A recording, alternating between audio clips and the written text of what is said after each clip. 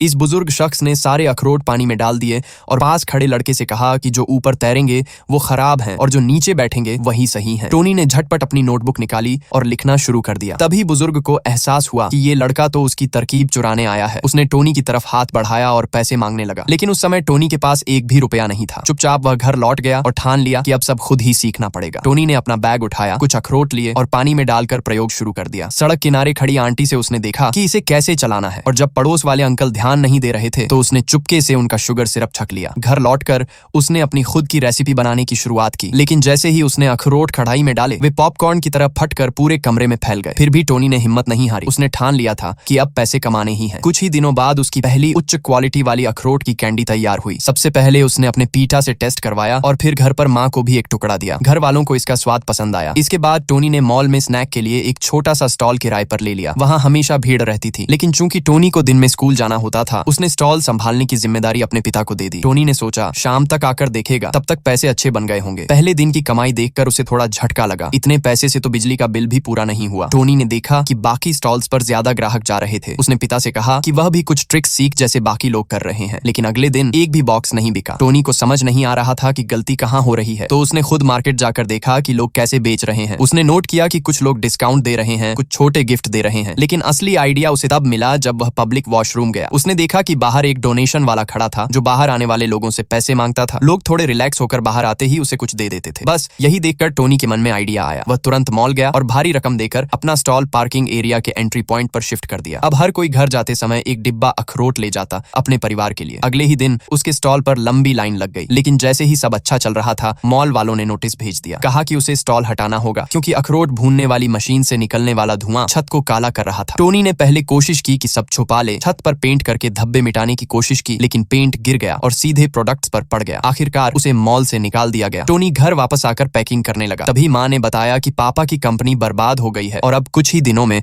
उन्हें रिश्तेदारों के साथ शिफ्ट होना पड़ेगा। टोनी ने पासपोर्ट के लिए अप्लाई किया, लेकिन अचानक उसका मन बदल गया। उसने सोचा अब जाना नहीं है, वह यहीं रुककर अपना बिजनेस फिर से शुरू करेगा।